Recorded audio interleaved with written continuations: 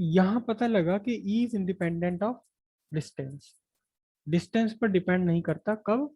जबकि आप electric field find करते हैं ड्यू टू लार्ज शीट। और फिर वही बात है, लार्ज शीट का मतलब है कि शीट के डायमेंशंस, आपके शीट की लेंथ और breadth is much larger than the distance where you have to find out the electric field. The point, जिस पॉइंट पर इलेक्ट्रिक फील्ड फाइंड करना है उसकी डिस्टेंस के कंपैरिजन में शीट की डायमेंशंस बहुत बड़ी है।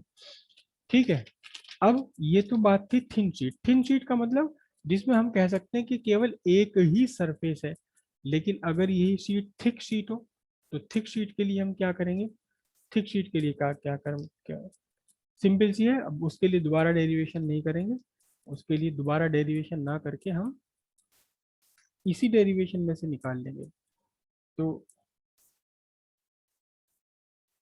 Electric field due to thick sheet, thick sheet का इलेक्ट्रिक फील्ड कितना होगा? थिक शीट हम ये कह के चलते हैं कि उसके दो सरफेसेस है, थिक शीट की दो सरफेसेस है, और दोनों पर हम कहेंगे कि चार्ज डेंसिटी डिफरेंट है।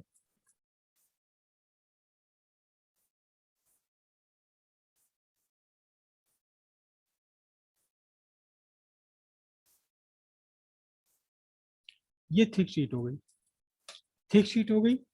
इसकी एक सरफेस पर चार्ज डेंसिटी है सिग्मा वन, और दूसरी सरफेस पर, पीछे वाली सरफेस पर, इसकी पीछे वाली सरफेस पर चार्ज डेंसिटी है सिग्मा टू। दोनों अलग अलग चार्ज डेंसिटी है। और फिर आपने क्या काम किया कि यहाँ से आर डिस्टेंस पर एक पॉइंट पी है जहां आपको इलेक्ट्रिक फील्ड चाहिए। तो यहाँ दो इलेक्ट्रिक फील्ड हो जाएंगे, एक electric field sigma one charge density का, दूसरा इलेक्ट्रिक फील्ड ये रहा।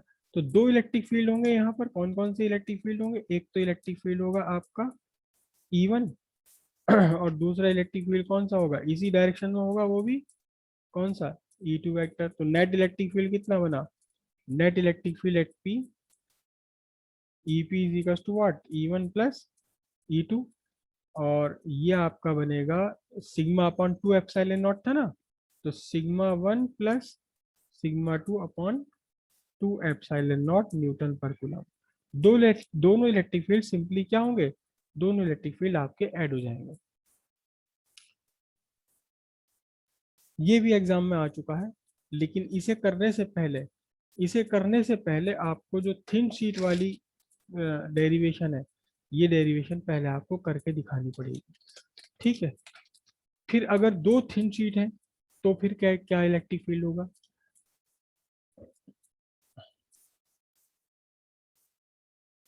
Electric field due to two thin sheets, electric field due to two thin sheets, दो थिन शीट्स के का इलेक्ट्रिक फील्ड कितना होगा? दो दो थिन शीट है, इनफाइनाइट है दोनों ही।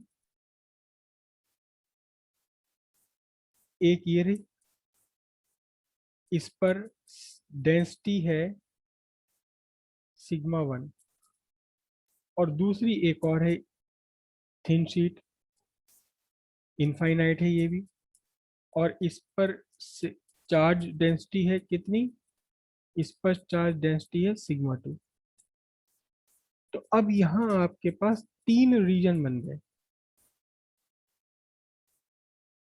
रीजन वन, कहीं भी कोई भी रीजन टू रीजन थ्री मान लीजिए आप। Region two, region three. ठीक है। अब जरा ध्यान से देखना, रीजन वन में दो इलेक्ट्रिक फील्ड होंगे, दो इलेक्ट्रिक फील्ड होंगे। कौन सा इलेक्ट्रिक फील्ड?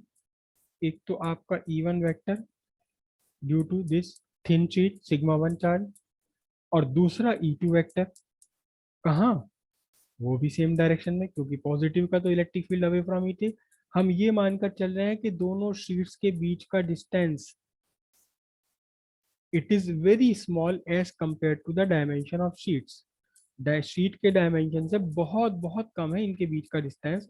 और ये वाला पॉइंट भी डिस्टेंस जहां आप इलेक्ट्रिक फील्ड फाइंड कर रहे हो, इस पॉइंट का डिस्टेंस भी शीट के डायमेंशन से बहुत बहुत कम है, यानी डिस्टेंस बिटवीन द शीट्स और डिस्टेंस ऑफ पॉइंट, इन दोनों के लिए ही sheets are infinite sheets, infinite dimension है इन शीट्स की। तो यहाँ आपका नेट इलेक्ट्रिक फील्ड हो जाएगा, नेट इलेक्ट्रिक फील्ड होगा E1 प्लस E2, और E1 प्लस E2 का मतलब कितना होगा, ये दोनों फील्ड जुड़ जाएंगे, sigma 1 plus sigma 2 divided by 2 epsilon not. इसी तरह यहाँ जो थर्ड रीजन है, इस थर्ड रीजन में भी एक इलेक्ट्रिक फील्ड E1 और दूसरा इलेक्ट्रिक फील्ड E2, दोनों सेम डायरेक्शन में होंगे, तो यहाँ भी net electric field E is equal to E1 plus E2, और net electric field E is equal to बनेगा sigma 1 plus sigma 2 upon 2 epsilon naught newton पर कूलम। अब बात रहेगी बीच वाले रीजन की। बीच वाले रीजन में दो इलेक्ट्रिक फील्ड है, इस चार्ज का इलेक्ट्रिक फील्ड E1 वेक्टर ये अवे फ्रॉम इट, और दूसरे चार्ज का इलेक्ट्रिक फील्ड E2 ये अवे फ्रॉम इट, क्योंकि electric field due to positive charge is away from it ऐसे। तो यहाँ नेट इलेक्ट्रिक फील्ड कितना होगा, यहाँ नेट इलेक्ट्रिक फील्ड होगा E1 minus E2, positive difference of E1 और E2 का। E1 बड़ा है तो E2 सब्ट्रैक्ट कर दो, E2 बड़ा है तो E1 को सब्ट्रैक्ट कर दो। तो अब आपका नेट इलेक्ट्रिक फील्ड यहाँ क्या बनेगा, sigma 1 positive difference of sigma 1 upon sigma 1 and sigma 2 upon 2 epsilon not. ये आपका नेट इलेक्ट्रिक फील्ड हो गया, कहाँ किस रीजन में, उस रीजन में जो इलेक्ट्रिक जो दोनों शीट्स के बीच में है, इलेक्ट्रिक फील्ड दोनों शीट्स के बीच में। मतलब बात अच्छा, समझ आप में ये नहीं आई कह रहे हो सर। कि इसमें डेंसिटी सिग्मा 1 सिग्मा 2 डिफरेंट क्यों ले ली? यस सर, मतलब सर दो प्लेन के अलावा बीच में भी तो डेंसिटी है, अगर ये ठीक है तो नहीं नहीं नहीं नहीं दो डेंसिटी ले ली नहीं केवल नहीं दो नहीं प्लेन की सर। नहीं नहीं नहीं, थिक शीट है और हम यही मान के चल रहे हैं कि उस थिक शीट के केवल सरफेस पर चार्ज है, शीट के अंदर जो थिकनेस है, जो शीट के अंदर का जो मटेरियल है, इस मटेरियल में चार्ज नहीं है। हम यही मान के चल रहे हैं कि चार्ज सारा का सारा कहाँ है, चार्ज सारा का सारा केवल उसकी सरफेस पर है। अच्छा, दोनों तरफ चार्ज की डेंसिटी डिफरेंट भी हो सकती है, इधर मैंने चार्ज किसी और तरीके से दिया, दूसरी तरफ चार्ज मैंने किसी और तरीके से दिया, इधर हल्का फ्रिक्शन से दिया चार्ज, दूसरी तरफ किसी और फ्रिक्शन से दिया, और ये आपस में एक दूसरे में मिल क्यों नहीं रहे, ये जो मटेरियल है, शीट का जो मटेरियल है वो नॉन कंडक्टिंग मटेरियल है, इधर का चार्ज उधर नहीं जा सकता, उधर का चार्ज इधर नहीं जा सकता। हालांकि जब इलेक्ट्रिक फील्ड यहाँ डिफरेंट है, चार्ज डिफरेंट है, तो दोनों तरफ पोटेंशियल भी डिफरेंट होंगे, और पोटेंशियल डिफरेंस होते ही चार्ज का फ्लो क्रिएट हो जाता है। लेकिन हम ये कह रहे हैं कि ये जो मटेरियल ऑफ थिक शीट है, ये नॉन कंडक्टिंग मटेरियल है, पेपर है या कपड़ा है या कॉटन है, तो इसलिए ये आपस में एक दूसरे से मिल नहीं सकते। और ये डिफरेंट हो सकते हैं, डिफरेंट हो सकते हैं, क्यों नहीं हो सकते। आपका कंबल है, जाड़ों में कंबल जब आप ओढ़ते उतारते हो तो उसके नीचे चिंगारी आपको दिखाई देती है अंदर, अगर ऊपर से आप किसी और से टच करवाओ तो चिंगारी नहीं आएगी।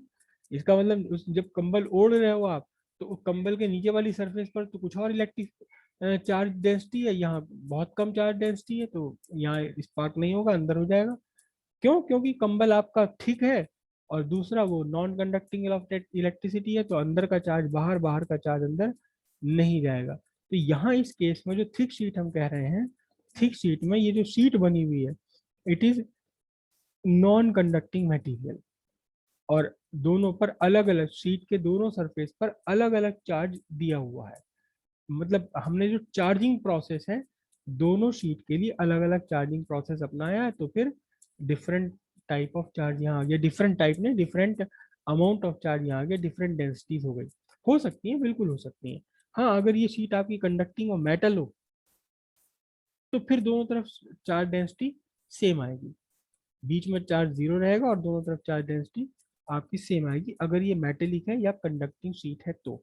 जब तक नॉन कंडक्टिंग है तब तक दोनों तरफ चार्ज डेंसिटी डिफरेंट रहती है, डिफरेंट हो सकती है। क्लियर हुई यहाँ तक की बात सारी? तो ये कंडीशन बनी हमारी, किसके लिए बनी, ये कंडीशन बनी आपकी दो थिन शीट्स के लिए। तीन रीजन बन गए यहाँ पर, अब इसमें एक कंडीशन और आ सकती है हमारी टू थिन शीट्स के लिए, जबकि दोनों की दोनों शीट पर अपोजिट टाइप ऑफ चार्ज हो, एक पर चार्ज हो पॉजिटिव, दूसरे पर चार्ज हो निगेटिव, तो फिर कैसे बात बनेगी? फिर कैसे बात बनेगी? कंडीशन सारी बदलती रहती है, लेकिन फिनोमिनल प्रोसेस सारा वही का वही रहता है। ठीक है, अब आपके पास दो शीट है, दो शीट है, एक शीट ये रही, इनफाइनाइट शीट है ये, इस पर चार्ज डेंसिटी है सिग्मा 1 प्लस की। दूसरी शीट ये है, इनफाइनाइटली है ये, इस पर चार्ज डेंसिटी है आपकी कितनी, माइनस सिग्मा 2, माइनस सिग्मा 2। अब फिर से वही बात है, तीन रीजन यहाँ आपके बन गए, तीन रीजन बन गए। ये आपका क्या है, रीजन 1, रीजन 2 और ये रीजन 3। तो अब यहाँ इस रीजन में एक तो आपका